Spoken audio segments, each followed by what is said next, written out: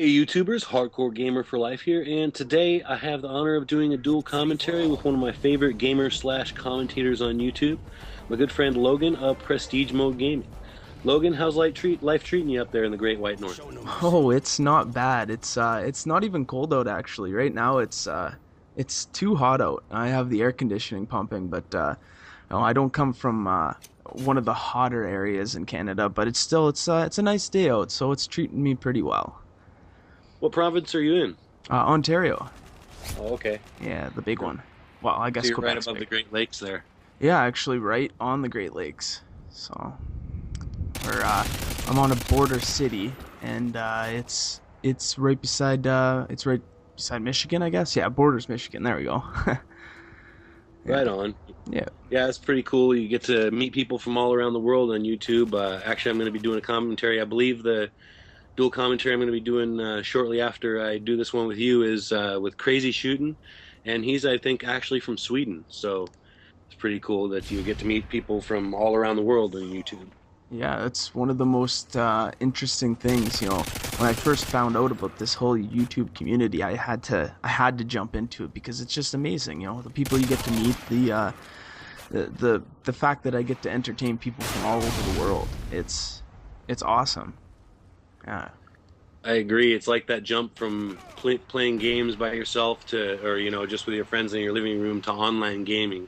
It kind of is comparable from that jump, and then moving on to that to even this larger community. It's pretty nice. Oh yeah, like I remember just sitting down playing with my buddies, and then like seriously, you could go on like the next day and find just hundreds of people playing, whatever game you wanted to play. If you were playing on the PC, and then they started to integrate them into consoles, and the community exploded. Yeah, absolutely. I remember the first broadband shooter that I played online was SOCOM 2 actually on PS2, and that was when they first started bringing broadband onto consoles. And I'd played some sports games online previously with dial-up, and it's just a world of difference between playing online with dial-up and playing online with broadband. Oh yeah, my first online shooter for the PS2 was a game called 13.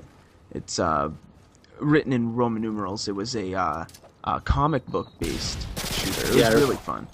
I remember that game. I didn't play it, but I do remember it. Yeah, I played it online, and that was super fun. But before that, they had PC games. But yeah, it was just it wasn't really mainstream until it hit It the was a real consoles. hardcore community back then. Oh Yeah. yeah, oh yeah. Like everybody So, thinks teabagging started in Halo, but no, that's gone yeah. back to a long time ago. Yeah.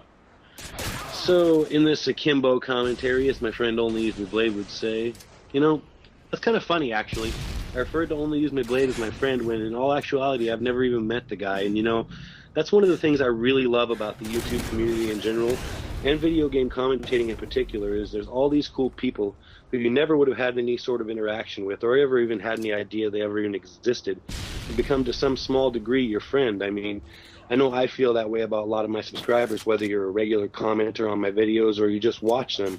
I feel like to some small degree, even if I don't know you, you know me, or at least that portion of me which I choose to put up on my channel, which, as my really loyal subscribers know, is actually quite a bit. And Logan, this is an area where I feel you really excel as well. What's your take on that subject? Well, I find the thing is that if you're not willing to show who you are online, then you're kind of just cheating yourself. And I find that, I like to tell anybody who asks anything, I'd like to tell. I kind of, as you heard earlier, keep my location secret a little bit for now, and it's not a big deal to me if somebody found out. You could just go on Google's map and find out, what city would this be, and there's like 3 or 4 border cities between Michigan and Ontario, but it's really the fact that you get to meet all these different people, and if you're really passionate about video games and the whole just playing video games, watching things on YouTube, because I myself like to watch things on YouTube, and also posting, which we do, and yeah, so the thing is that it's just this whole new experience, and we're still getting used to it, but you find these new people, and you actually get to learn about them. Like I get to there was there's always different people that I comment on, and if they comment back, you learn a thing or two about them. I learned that yourself, Hardcore Gamer for Life, is a great person. You're actively pursuing this dual commentary because you really care about this community and you want to interact with people, and that's something you don't get very often anywhere else. Absolutely. Yeah, what you were talking about of being passionate at games actually kind of leads into what I wanted to talk about next. Going through the content on your channel, I was really struck originally by just how passionate you are about your gaming. I've heard several top directors recently remark on the current glut of video game commentators, and while it does seem like everyone and their brother are trying their hand at gameplay commentary, going through the channels, it's easy to see that while some of them are really passionate about what they do, many more seem to simply be out to get famous on YouTube or make a living playing video games. And while there's nothing wrong with these goals, they shouldn't be an end in themselves, but simply a byproduct of being passionate about what you do and sticking with it. So I think when the cream rises to the top, so to speak, most of the people who end up making a living doing this will be those of us who are truly passionate about gaming and making gaming videos. Will I be one of them? I certainly hope so, but either way, I'll still be here making videos, because in the end, I do this above all else for the love of gaming.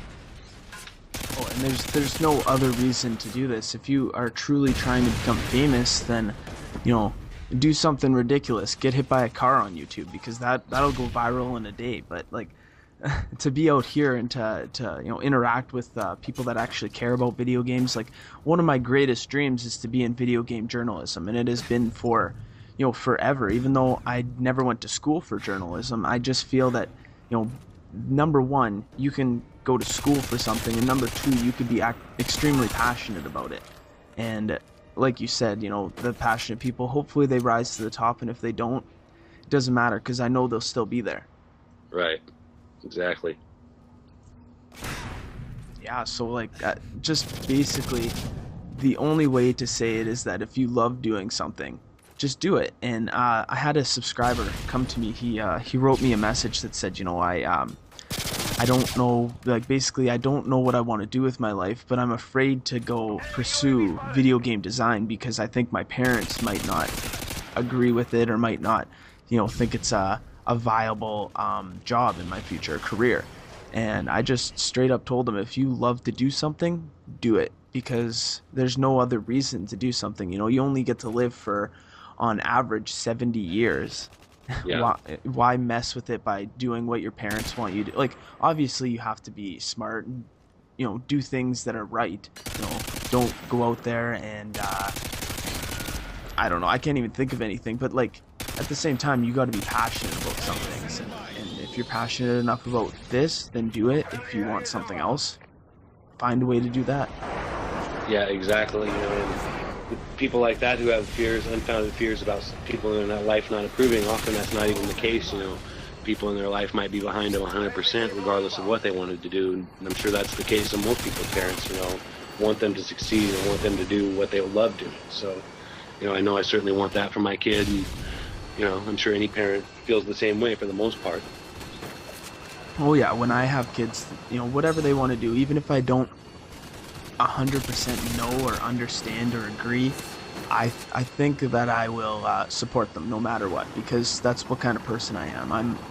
I feel like supporting somebody is the foundation of just being a generally good person.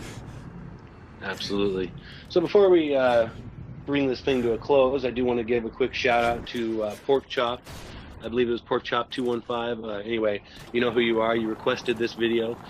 This video is a subscriber request. It's a gameplay with the ACR, which I don't care for, simply because I don't like this, the assault rifles that without the real knockdown power. I like the stronger assault rifles. But since it was a subscriber request, I'm happy to do that for you. It's a match on Afghan, and I'm going 30-10 in this round, which is getting probably pretty close to the close. We've been totally going off topic, but I don't believe in keeping commentaries on any one topic. I like to talk about things off topic, talk about things, interesting things in the community and everything else, like we have been, and it's been certainly an absolute pleasure to do so. I agree. Thank you very much for having me on here. Yeah, for sure, man. And definitely check Logan's channel out, sub him up. We're going to be doing a dual commentary for his channel as well, so check out both the dualies and, you know, definitely enjoy. And is there anything you'd like to say before we wrap up, Logan? Oh, just the same way that I end off every video. Peace, guys. All right. Hardcore Gamer for Life signing out. Peace out.